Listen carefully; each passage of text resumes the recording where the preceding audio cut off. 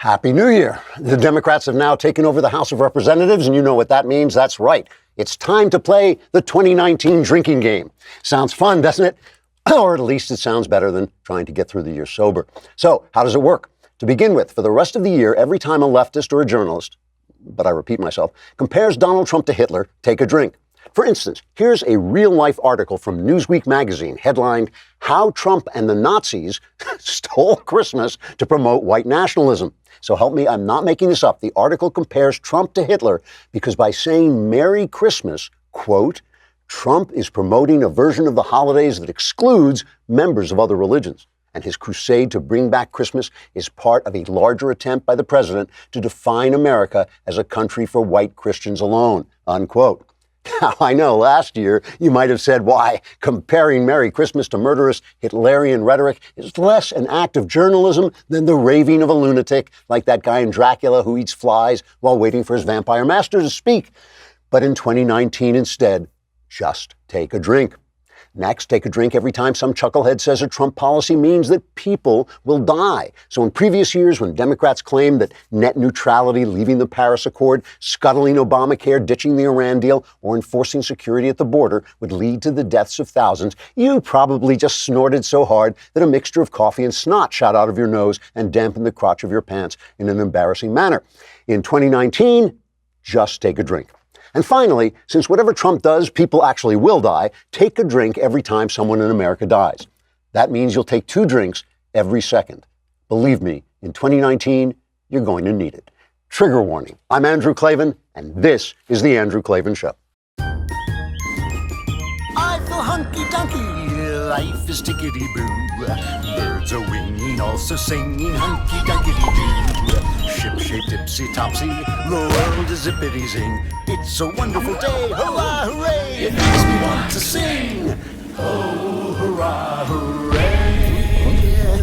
Oh, hooray, hurrah! Okay, we begin 2019 with our government partially shut down over border security, our troops pulling out of Syria and Afghanistan, and Donald Trump still the subject of relentless attacks from both the news media and the Justice Department. So this might be a good time to remind ourselves not what we're against, we know what we're against, but what are we fighting for? Here on the Andrew Klavan Show, it's pretty basic. We are for freedom. I want each person to say, think, do, and spend his own damn money just as he pleases, no matter what the powerful believe is best for him.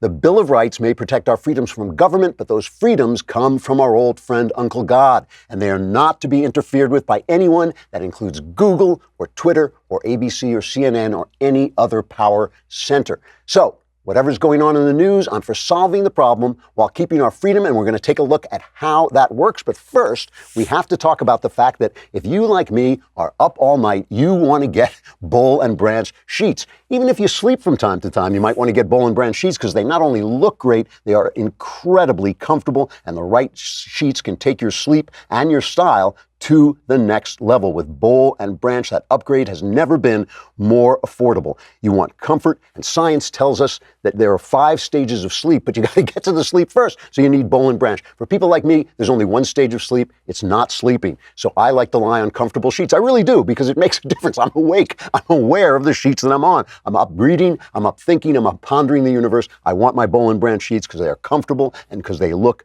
good. If you're not sleeping, you want the sheets. If you are sleeping, you need the sheets. You'll be so comfortable that you'll fall asleep faster, sleep deeper, and wake up ready to go.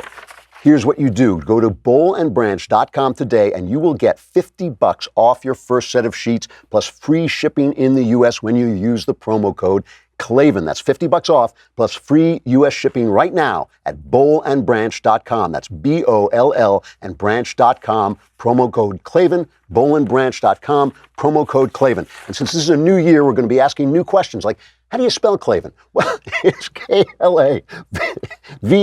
There are no E's in Klavan. We only make it look easy. Plus, remember, we've got this is mailbag day. I know, it just suddenly came upon us out of nowhere. That's why we have people shrieking just to startle you into realizing that this is already Wednesday. And so all your questions will be answered. The answer is guaranteed 100% correct. You will start the year without any problems. So, The government is shut down because Trump wants some dough, about $5 billion for funding a border wall, and the Democrats are saying no. So that it's only part of the government because they've already voted to keep a lot of the government funded. So 9 of the 15 federal agencies are affected by the shutdown. This is from the Wall Street Journal. About 420,000 employees at these agencies deemed essential are working they won't get paid, but 380,000 federal employees who are essential have been placed on paid leave or furlough. I just want to think for a moment what would happen if you went into your boss, if you don't work for the government, and he said, what do you do? Well, my job is inessential. I mean, the next thing you do, you'd be on the bus going home. The Environmental Protection Agency ran out of money over the weekend. That's why life in America improved, and the Federal Trade Commission has closed. The shutdown hasn't affected the mail or the delivery of Social Security checks. Museums, national zoos, stuff like that are having problems. And of course, the city of Washington, I guess the District of Columbia, is picking up the garbage in that place. So what are the two sides? Well, we have Trump obviously wants border security, and he has some fierce defenders, like, for instance, Chuck Schumer. We know that keeping our borders safe from dangerous gang members, drug dealers, and human traffickers is critical. We let cross the border millions who take jobs away from American workers. I want to make it extremely clear that first and foremost, we are committed to ending the waves of illegal immigration that we've seen in the last 30 years. Crossing the border without permission from the government is a crime. When we catch someone crossing the border, prosecute them and deport them, we are solving the crime and punishing the criminal. So, but he has many, many opponents too, like, for instance, Chuck Schumer. President Trump, you will not get your wall. Abandon your shutdown strategy. You're not getting the wall today, next week, or on January 3rd when Democrats take control of the House. Now, I don't want to say Chuck Schumer is a two-faced louse who'll just do anything that his donors want him to do. Oh, yeah, that's exactly what I want to say. Sorry, that's exactly what I want to say. So we're looking at this and we're thinking, what does freedom demand? It doesn't demand that we have, fewer Mexicans in the country. I don't care what color Americans are, as long as they believe in freedom, as long as they believe in the basic principles of America. You are welcome here as far as I'm concerned, but we do need the rule of law. Why? Why is it important that they don't pass laws and then just decree that, a baby died, or somebody has a sad face, or someone, Don Lemon is looking sincerely into the camera, we have to disobey that law? Why don't we want that? Because that means you can't be equal. You can't be treated equally, because it's just random who feels for who gets the feels over your plight in the next day or so. If you have a law, if you obey the law with compassion, but if you obey the law, then everybody gets treated fairly. The guy who's been talking sense on this during the shutdown is Lindsey Graham 2.0. Who basically said they should make a deal, giving something, the Republicans should give something on DACA, maybe extend the leave for those people so they can stay, and they should get some funding for the wall or border security in between. And here he points out the hypocrisy on the left. Democrats have voted for 700 miles of the Secure Fence Act that had double-layered fencing. Call that whatever you'd like. In the Gang of 8 bill, we had $42 billion for border security, including $9 billion for physical barriers. The wall has become a metaphor for border security. And what we're talking about is a physical barrier where it makes sense. In the past, every Democrat has voted for these physical barriers. It can't be just about because Trump wants it, we no longer agree with it. There's nothing immoral about a physical barrier along the border in places that make sense. So there'll never be a deal at the end of this year, the beginning of the next, that doesn't have money for the physical barriers that we all have in the past agreed we need. So that's it. He's talking complete sense. We don't have to be absolute about this. We will maintain our freedoms. It's not going to change everything if we have a generous policy of immigration, as we always have had. The country will change as people come in and as different cultures come in, and we culturally appropriate their food and toss out their lousy habits of oppression and starvation and stupidity that other countries have that we don't always have, that we historically haven't had. So again, let them make a deal. Make a deal. Give Trump his wall. He's promised the wall. He's been keeping his promises. Give him something for the wall and get something in return. That's the way the government's supposed to work. It can't all be resist, resist, resist. If that's all Nancy Pelosi has got to offer, she is not going to get very far, although I was not encouraged by a comment by Nancy Pelosi's daughter, Alexandra, who is a political journalist and documentarian. Here's her description of her mom. She'll cut your head off and you won't even know you're bleeding. That's all you need to know about her. No one ever won betting against Nancy Pelosi. She's persevered. You got to give her credit. No matter what you think of her, you have to give her credit because think about it. Think about all those presidents she's endured, right? She was the Bush, the Clinton, she's been through it all. So she's been around. This is not her first rodeo, as your friend George Bush would say. So she knows what she's doing. And should make you sleep at night, knowing that at least somebody in this town knows what they're doing. What really bothers me about the left is on the left to have your daughter say, Mom will cut your head off and you won't even know you're bleeding. That's a compliment. That's what, it's like you're on the right. If your daughter is saying that about you, you like have this look of absolute horror on your face. But on the left, they're going, yeah, we love that. We love a mom who will cut your head off and make you bleed to death. But as always, we're trying to talk sense. We're willing to compromise. We're willing to get to anything where we can have a law that can be obeyed. But everything is made worse by our friends in the news media, and we'll look at that in just a second. But first, I want to talk about ExpressVPN. This is an app that I use every single day, all the time. What it does, you get all this news about how your security online. You have no security online. People are looking at it. The advertisers are getting the information. Everybody can see it. And it's hard not to worry about where your data goes. But if you make an online purchase or simply access your email, you're putting your private information at risk. We all know this. ExpressVPN, it takes about 90 seconds to load this thing, and then it has easy-to-use apps that run seamlessly in the background of your computer, your phone, your tablet, and you turn on ExpressVPN, and it takes one click, and you are protected. ExpressVPN secures and anonymizes your internet browsing by encrypting your data and hiding your public IP address. Protecting yourself with ExpressVPN costs less than $7 a month. Protect your online activity today and find out how you can get 3 months free at expressvpn.com/Klavan. That's EXPRESSVPN.com/Klavan for 3 months free with a 1-year package. Visit expressvpn.com/Klavan to learn more. Like, how do you spell Klavan? It's Klavan. So what the left wants to do, and by the left I mean the news media, because the news media is the paid informant, the paid PR system of the left. What they want to do is they want to give you the SADs for the federal workers who are out of work, right? Now, I don't really have the SADs for the federal workers who are out of work because, I make the money that pays them. I'm paying them. If they're not doing anything that I'm interested in, I don't really care if they're out of work. But CNN, this is what they think the story is. They think the story is federal workers are sad. So they go and they read tweets. Listen to this. They read tweets from federal workers trying to make you tear up over their plight. This shutdown is affecting thousands of federal workers who aren't going to be getting a paycheck this pay cycle. And they're taking to social media to talk about, what they're worried about, how they're going to pay their bills. And we want to read some of those to you. Yeah, this federal worker tweets, let's put it up on the screen. We are both veterans. Husband has 20 years of service with 4 combat tours. We will not be able to pay our mortgage if this persists. For this federal worker, paying medical expenses is a worry, saying my insurance premium is $600 per month. My son's insulin and pump supplies are an additional $600 per quarter, barely making it. Now I'll be going to work, paid in the future. And from another federal worker, I am a furloughed Fed. I spent today calling the banks for the mortgage and the car loan, the electric company, the gas company, the credit card company. I have some savings, so I'll be okay for a bit. Won't be buying the new car to replace the 17-year-old Toyota now. And one more here. Got some things for Christmas that I'm not unpacking.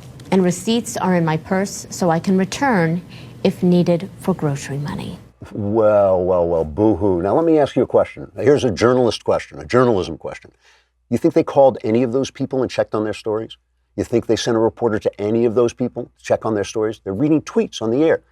They're reading tweets on the air in a highly divisive political subject. people have absolute motive to go on and tell you sad stories about their plight. I mean, first of all, the pay doesn't even stop until I think January 11th. So I don't think any of those stories, none of those stories may be true. But did they check them? No. They are serving a political purpose, serving the Democrats because they think people are going to blame Trump for the shutdown. Every time a Democrat goes on TV, he says the Trump shutdown.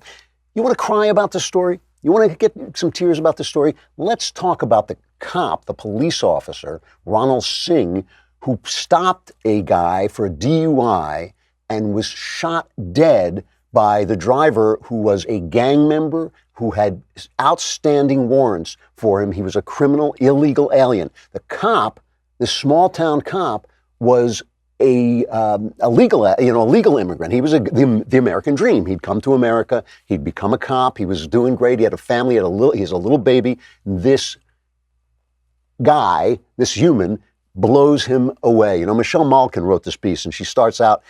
She says. Border wall opponent Senator Kamala Harris tweeted 3 times between Christmas and New Year's Eve bemoaning the plight of illegal immigrants and their children, but not a peep was heard from Harris about the brutal shooting death of Ronald Singh. Border wall opponent Representative Nancy Pelosi decried the deaths of 2 illegal immigrant children on the same day Singh was murdered, but not a peep about Singh. Border wall opponent Senator Dianne Feinstein released a public letter to the Customs and Border Patrol Agency on the day of Singh's murder to voice her strong concern about the recent deaths and illnesses of children, but not a peep about Singh. Let's let Singh's brother tell his story. This is after the arrest of the perpetrator. Please bear with me. This is not easy for me. Ronald Singh was my older brother. Yes, he's not coming back, but there's a lot of people out there that misses him, and a lot of law enforcement people that I don't know that work days and nights to make this happen. I'd like to thank you from the bottom of my heart to make this happen. I wish I could thank all the law enforcement agencies, Homeland Security in San Francisco, everyone, Bakersfield team. I was waiting for this to happen. I'd like to thank you, working day and night to make this happen. Thank you.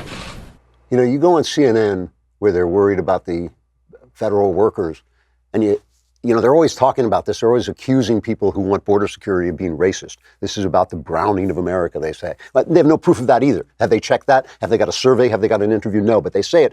It's always so fascinating to me when you look in this small California town, the law enforcement there, they're standing there, they're every color, they're gripping the guy's shoulder, they're all of them linked together, they're cop colored, they're American colored, and they're all linked together by this tragedy. And the county sheriff, this Stanislaus County sheriff, his name is Adam Christensen. He went off on the sanctuary laws in this state that prevent them from contacting ICE when they know they've got a bad guy. Listen to this. We can't ignore the fact that this could have been preventable. And under SB 54 in California, based on 2 arrests for DUI and some other active warrants that this criminal has out there, law enforcement would have been prohibited from sharing any information with ICE about this criminal gang member. Ladies and gentlemen, this is not how you protect a community. This is not how you assure the people who live in our community, regardless of their ethnicity, their culture, their race, any of that, that they live in a safe community. Because there are people who want to exploit and victimize others. And in this case, Officer Singh sacrificed everything. He paid the ultimate price trying to protect and serve the people of Newman. We need to have a conversation about that. So, you know, all I'm saying is this is the issue that makes me choke up about the government being closed. It's not the government being closed. It's that we do need border security. We do need the rule of law. Chuck Schumer has said it. Nancy Pelosi has said it. Barack Obama has said it. It's all about hating Trump. And if you don't think it's all about hating Trump, I don't know if you were watching. I hope some of you took some time off from paying attention to the news over the holidays. But if you were watching on Christmas, they went into the news media as one, because they're all speaking for the same people, the corporations and the Democrats, they're all speaking for them. Then as one, they started riding Trump for not visiting the troops on Christmas.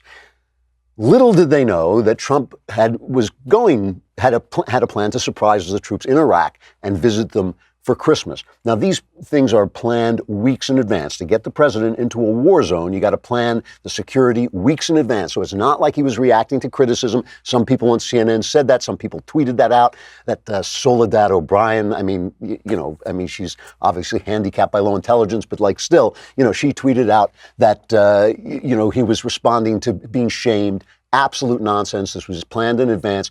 And the other thing was the troops loved him. They loved him. They were cheering for him. They were cheering USA. And here's a little bit of the speech he gave to him. Well, first of all, at ease. Let's have a good time. Let's have a good time. The other reason I'm here today is to personally thank you and every service member throughout this region for the near elimination of the ISIS territorial caliphate in Iraq and in Syria. 2 years ago, when I became president, they were a very dominant group. They were very dominant. Today, they're not so dominant anymore.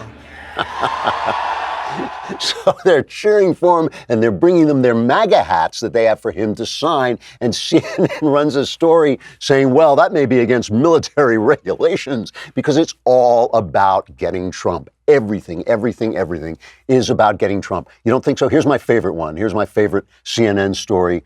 Trump keeps calling the Russia witch hunt. He keeps calling it a witch hunt because it's a witch hunt. And here is, so CNN went out and interviewed witches who are offended by Trump using that phrase.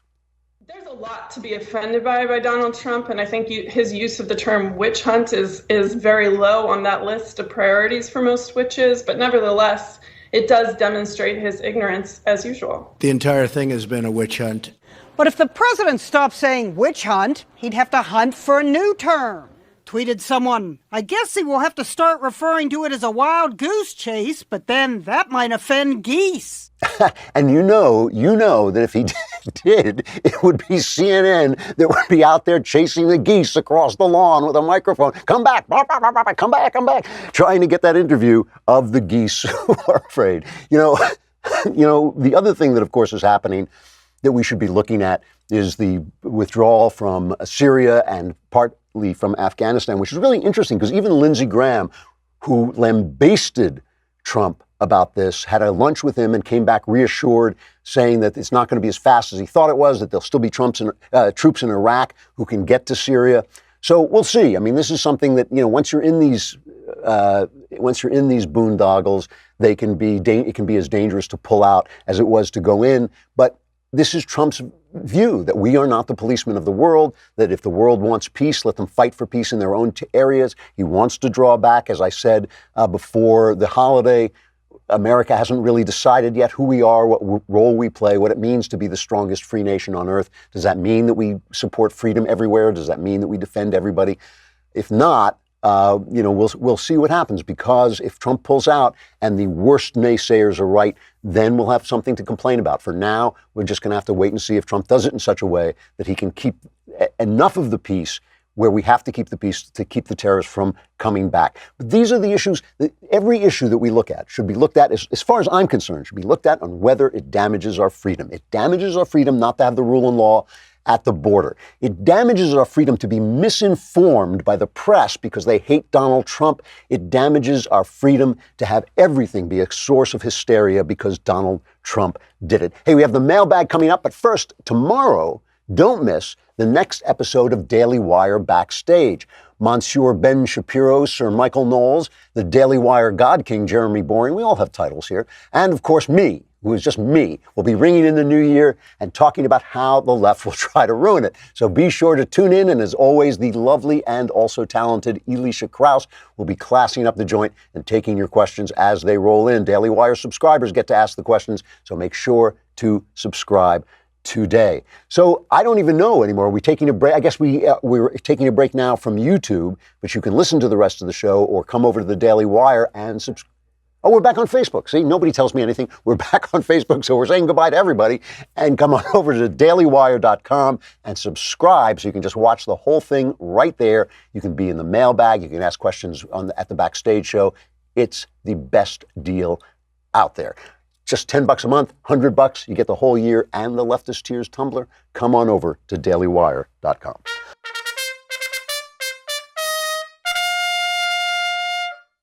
All right, the mailbag. It sounded very I don't know, maybe I went deaf over the holidays. It sounded very distant. I just heard a distant, there it is now.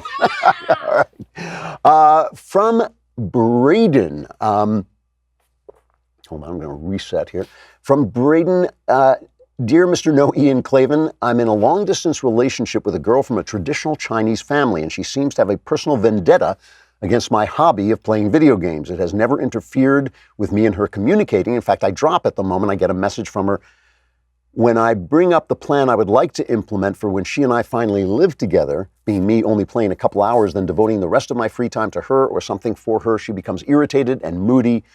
We're both still young, and yet I'm bold enough to want to marry her and work through our issues. Sometimes I feel like just not bringing video games up at all is what's best, but I want this issue resolved to some degree where we're both happy with the outcome. Any advice you could give would be greatly appreciated, and thank you for your time. All right, here's my advice. What I would do in this case is first I would take what they call a searching moral inventory. I would ask myself if, in fact, there's a problem. Do I play video games too much? When you say 2 hours, is that 2 hours a day? That's a lot of video games, because it's not just if it's interfering with your relationship with her, it's whether it's interfering with your life. I mean, are there other things you could be doing? You know, a hobby. It's great to have a hobby. Video games are fun. I play video games. I love video games. But are you getting your work done? Are you working as hard as you should be? Are you advancing in life? Are you doing all the things that you should be doing? That's for you to decide, not for her to decide. That is for you to take a look at it. Is your girlfriend telling you something that you should be aware of? And that's just for you to do that without any reference to her. If that's a problem, then you've got to fix it for your own sake, not for her. If it's not a problem, or even if it is a problem, you have got to lay down the law. You're not here to be lectured to by your girlfriend or your wife about what you're doing unless it is truly, unless she is coming to you in love and telling you you are doing something truly destructive. If this is your hobby, if it's a harmless, as I say, if it's a harmless pursuit, it is better that you have a harmless pursuit rather than a harmful pursuit. I mean, and that is basically the choice that we have. We all do things, we all have little fun things that we do that take up some time, that take us away into ourselves, and by which we relax. I play video games. I also like to do word puzzles. You know, those are things that I do to relax. It's nobody's business.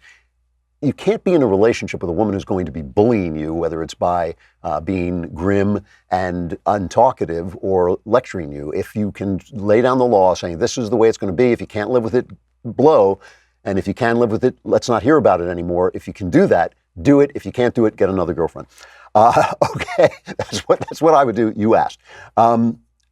This one has no name. How do you handle friends who do things you don't approve of? I've seen personally in my life that you are the company you keep. However, I don't want to dismiss or judge these good friends. How do you deal with people you like but who do things against your conscience? For what it's worth, I joined the Daily Wire for Ben. I stayed for you. Well, of course. I think that's par for the course. Well, listen, I don't know if you are the company you keep. I don't know if that phrase actually, that doesn't resonate with me right away. I'd have to give it some more thought. Certainly, your friends have the right to do things that are not things that you would do. They have a right to disagree with you. They have a right to live the way they want to live. So the only question is not for them. The question is for you. Are they doing things that so violate your conscience that you find so horrific? I mean, that's what it is. It's a matter of degree that you can't be friendly with them. So, for instance, if I had a friend and I was friends with both him and his wife, and I knew he was cheating on his wife, I might say something to him, but ultimately I don't have the power to stop him. I might be unable to be in that relationship because I was also friends with the wife. I have had friends who have committed adultery. I remained their friends so they could have somewhere to go. They knew how I felt. It's pretty hard not to know how I feel about certain things. I have a big mouth. So, I will tell them, they will know, but I'm I'm not here to run my friend's life. I don't think you're here to run your friends' lives. So if they're not killing people, they're not robbing banks, they're not doing things that truly are evil and wicked, in which case you shouldn't be hanging out with them in general principles for your own sake and for your own good. But if they do things that sort of bother you, like voting Democrat or something like that, listen, that's part of friendship. Part of friendship is accepting that you're going to have differences on those. So it's a question of degree. There's no solid answer. There's no black line that you can't cross. But, it's a question of whether they're doing things that so hurt your conscience that you can't, in good conscience, be friends with them anymore because it's somehow condoning what they do. I mean, it's a question of their freedom and your conscience.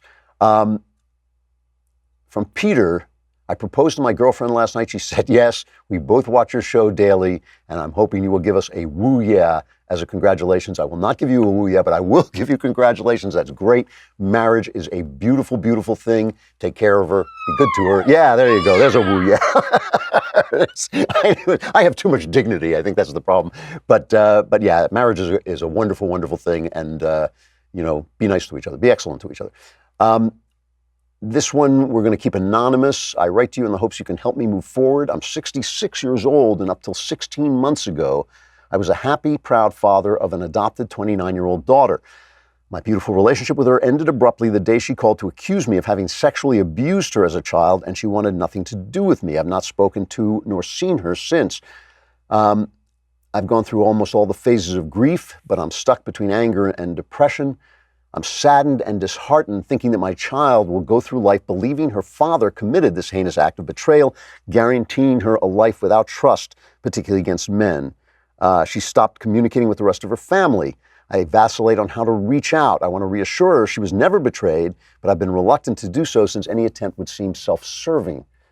I feel I've been accused, tried, convicted, and banished for life from half of my existence for a crime antithetical to who I am. I know her beliefs are either delusional, a conflation of life events, or a false memory.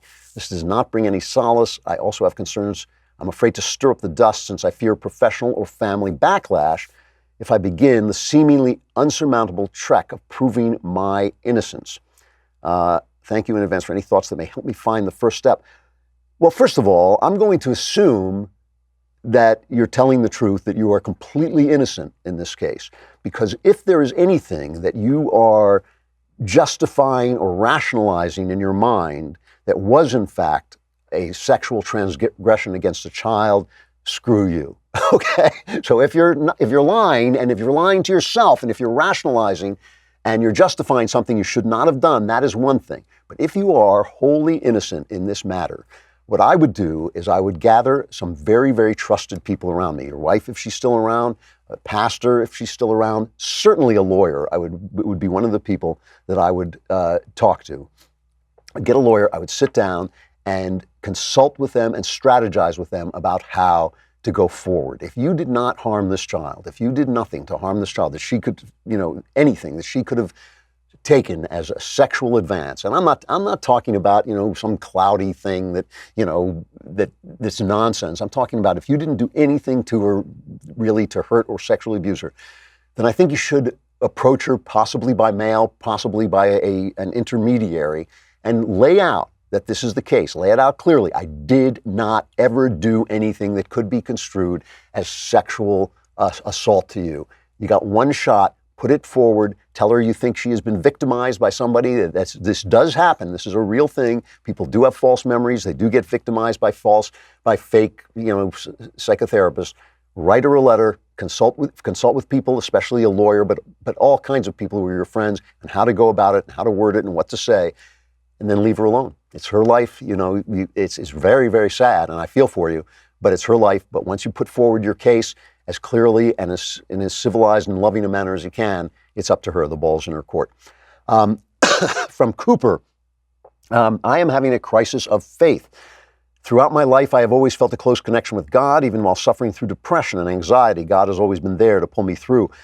Now, for the first time ever, I'm truly feeling his absence. With my parents' divorce over the summer, my failing academics, and a lost sense of purpose, I feel farther away from God than I ever have before, to the point where I am questioning the whole thing. I try talking to pastors and other spiritual leaders about it, and while they sympathize with my predicament, they offer no real solutions. I understand that the Lord works in mysterious ways, but how can I keep my faith when it seems he's not there at all? Well, first of all, nothing that you're saying has any effect on God. God is there. He was there yesterday. He's there today. He's going to be there tomorrow. This has nothing to do with God. This has to do with you. Nothing has happened to God. God has not changed at all. You have changed. You have been through an experience that has depressed you, that has fed into depression and anxiety. You seem to have already had the experience of your parents getting divorced.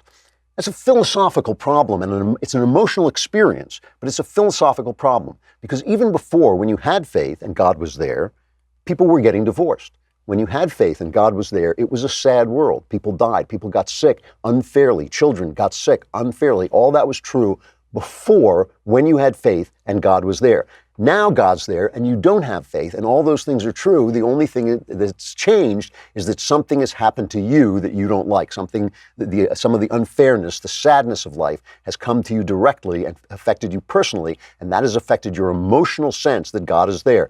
Nothing's happened to God. You have lost your emotional sense that God is there because something sad has now happened to you, and you weren't philosophically prepared for that eventuality. The God you believe in has to be a God of the sad world, because this is a sad, sad world, okay? And so now this is really sad. When your parents get divorced, tremendously sad. So the question is not whether you should have faith. Of course you should have faith, because God's there. That hasn't changed. That was true yesterday, it's true today, going to be true tomorrow. The question is, how do you restore your emotional sense of His presence? What I would do is I would immerse myself in conversation with Him about the things that are bothering you. The thing that is bothering you is your depression, your anxiety, and this divorce. Talk to Him about it. He will talk back. Pray to Him about this. Go off by yourself, speak aloud so that you can form full sentences, and pray to the God who was there yesterday, He's there today, He's there tomorrow, so you can restore, so He will help you restore, and ask Him to restore the emotional sense of His presence, which is a comfort to us all. You have lost something comforting, which is the emotional sense of His presence, but nothing has happened to God. And you should deal with this because, you might need therapy to deal with your parents' divorce too. That's a very, very shocking and sad and traumatic thing. But again, remember, this is about you. It's about your emotional sense of something. If you suddenly lost your emotional sense that Brazil was there, Brazil would still be there. Same is true of God. From Jacob, Overlord Klavan, my family and I were talking about the line between government and personal values. Where do you feel this line falls, if it even exists at all? Do you struggle with balancing your presupposed moral values and political philosophy? I don't, because, obviously it's something you sometimes have to work out, and sometimes it can be more complicated than other times. But your moral philosophy has to be a moral philosophy about what you're doing. This is why I don't understand some of the never-Trumpers, even never-Trumpers that I like David French, a guy I like and admire, and I respect his mind. I think he's not thinking clearly when he talks about character counts. Character counts, your character counts, my character counts to me, but the character of a politician only counts insofar as it affects politics. Character is fate for a person. My character will decide what I do and where I go. Donald Trump's character will decide what happens to him and where he goes. But in politics, policy is what matters. Policy is fate. So if Donald Trump's character, and his character doesn't seem to me all that sound, if his unsound character affects policy, governance, the way this country is perceived in the world, the way this country behaves, then I have to have a problem with his moral character. If it doesn't, if he's cheating on his wife, but his policies are sound, I don't care. I didn't care when Clinton did it. I cared that he suborned perjury. I cared that he, dragged everybody around him into the cesspit of his character. I care about that with Trump. I've talked about it with Trump. I hate the way he treats people that he hires. I hate the way he humiliates good people like Jeff Sessions in Twitter and in public. I despise it. I hate the fact that the way he has treated his wife now bleeds into the White House. All those things are a problem, but it's not my problem. It's not my morals. What I'm worried about is our freedom. As I said before, that's what I'm worried about. And so as long as he is governing within the Constitution, as long as he is governing for freedom, I'll support his policies and I'll support his administration and I'll vote for him if there's no one I think better on offer. I'm not going to cede the government to people who no longer believe in the Constitution because Donald Trump is a doofus. It's just not going to happen. So that's the way I look at it. I think each realm has its own ethics. Politics has a certain kind of ethic to it. There's a certain kind of corruption I will not abide in politics, and a certain kind of, like playing a little dicey at the edges that I'm just going to shrug because that is politics. That's the way politics works. I'm not going to do it, but I'm not always going to condemn everybody who does do it because I know that politics is not beanbag. So that's the way I look at it. From David, I've been reading articles about Planned Parenthood funding, and all of those which were from mainstream media sources referred to discredited videos as beginning the defunding attempts. Do you agree that the Center for Medical Progress videos have been discredited? These, I believe, if I've got this right, these are the videos that showed that they were selling body parts. They were not only killing the babies in the womb, they were also selling their parts for cash. They were never discredited. That is a lie. That is a mainstream media lie. They were edited for time and space, but when you saw the whole thing, and I watched the whole thing, they said exactly the same thing. Planned Parenthood is a savage operation doing savage work for savage reasons, and these videos revealed that they were savages. That when they prosecute the video maker, that they got something good on these guys. Those videos are sound. If you want to go back, the first video I ever did for the folks here at the Daily Wire was about abortion. I can't remember offhand what it was, but it was about these videos, and I made fun of the fact that they kept saying they were discredited and edited, because the editing did not change the meaning of those videos. They were absolutely disgusting. They were terrifying. I want to end today talking about some movies, because it occurred to me I can see the fireworks over the city from my house, and it occurred to me as the year turned. Was it yesterday? The day before? The night before, as the year turned to 2019, that it was 2019 in Los Angeles, which is exactly the first words you see on the screen in the original movie of Blade Runner from 1982. Here's just the opening, little trailer, I guess, from Blade Runner from 1982.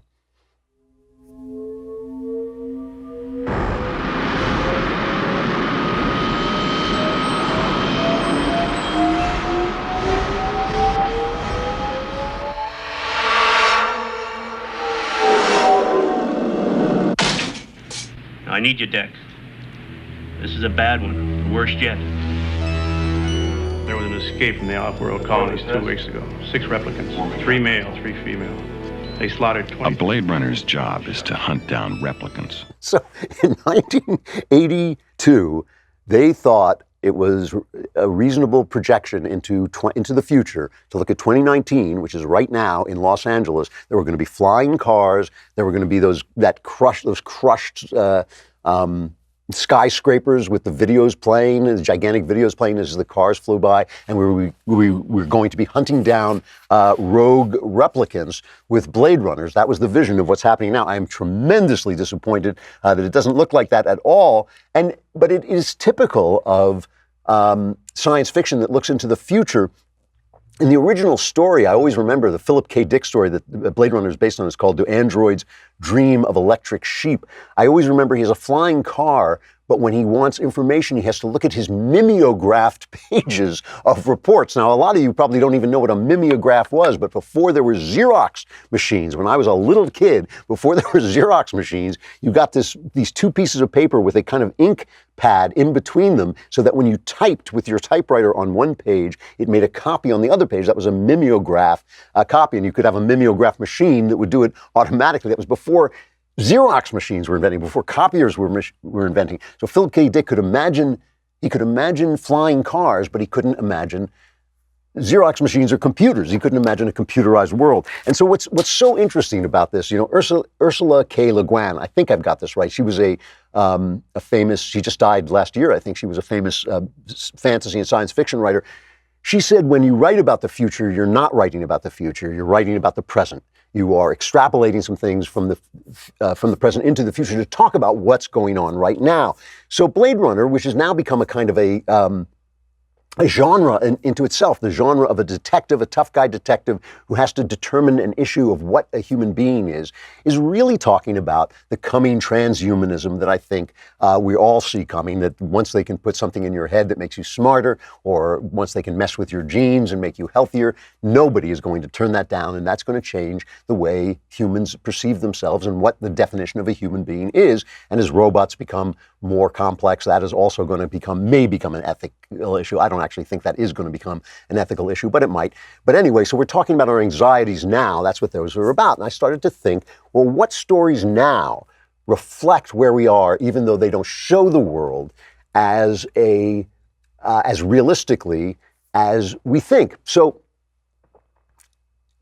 right now, because the movies are kind of aging, the movies have become this place that all aging art forms, I've talked about this, I know, a dozen times, but all aging art forms divide. They divide into things that the people like and things that the intellectuals like. And both of those things have flaws because they're missing what an art form has at its absolute prime, is it has movies, say, or plays or novels that not only do the readers like, not only do the average public like, but that excite the intellectuals. Shakespeare, you can read Shakespeare till you die. You can read nothing but Shakespeare. It will always supply you with intellectual fodder, but the people loved Shakespeare in his time. They would come to see him because he was so entertaining. That's an art form in its prime. Casablanca is an art form in its prime. Now you have these superhero movies that are largely empty calories, and then you have these little slice of life movies that excite the leftist intellectuals, but nobody goes to see them. That's why nobody watches the Oscars anymore, because they're giving awards to movies nobody cares about except this little elite shape. But now and then, the movies still produce a film that speaks to a lot of people and has a lot of depth. And last year, I think the movie that did that was A Quiet Place. That was that John Krasinski, Emily Blunt film that John Krasinski directed, his wife Emily Blunt, and the story was it was post-apocalyptic. You know, you can just play the trailer, but turn the sound off and let me just keep talking. You can play the trailer, and because there is no talking in the trailer, but it says if they hear you, they hunt you. And the thing is, it's a post-apocalyptic world. These monsters who rip you to pieces and devour you, but they can't see you, they can only hear you. They're just each one of them is just a gigantic ear, and they hunt you down. And I was thinking, why was that both so popular and yet so engaging? It really did stick in my mind, even though it had logical problems. At the end, there were some silly logical problems. But the thing about it is that we are living in a quiet place. You go on social media, you said something a little untoward 5 years ago, you lose your job. You go on and you express an opinion that Twitter doesn't like, they deplatform you. You go on and say something, and the monsters are Google, the monsters are YouTube and Facebook and Twitter and all these huge corporations and the mobs who congregate on these to silence anybody they dislike. Louis C.K. was the last version of this in 2018.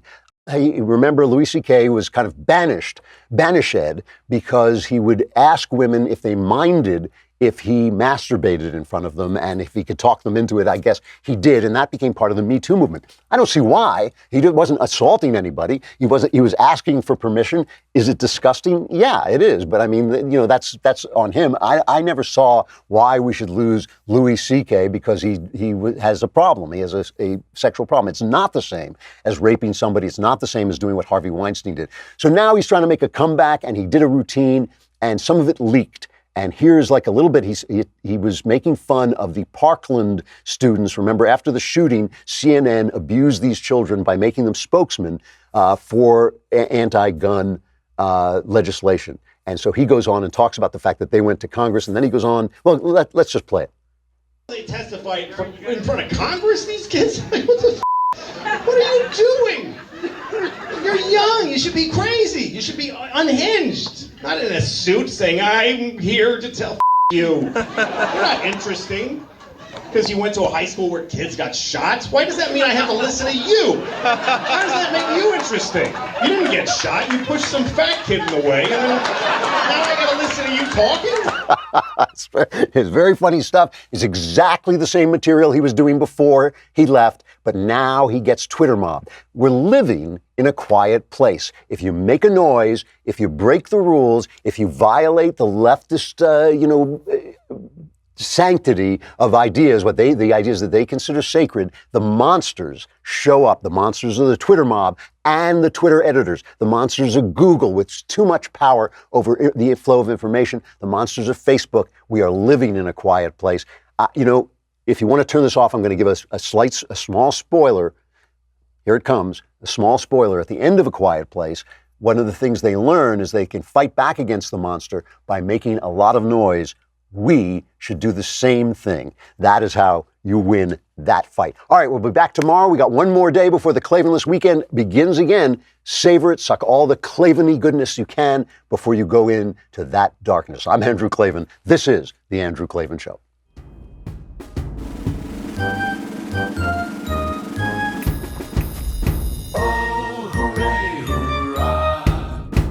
The Andrew Klavan Show is produced by Robert Sterling. Executive producer, Jeremy Boring. Senior producer, Jonathan Hay. Our supervising producer is Mathis Glover. Technical producer, Austin Stevens. Edited by Alex Zingaro. Audio is mixed by Mike Cormina. Hair and makeup is by Jesua Alvera. And our animations are by Cynthia Angulo and Jacob Jackson. The Andrew Klavan Show is a Daily Wire Forward Publishing production. Copyright Forward Publishing 2018.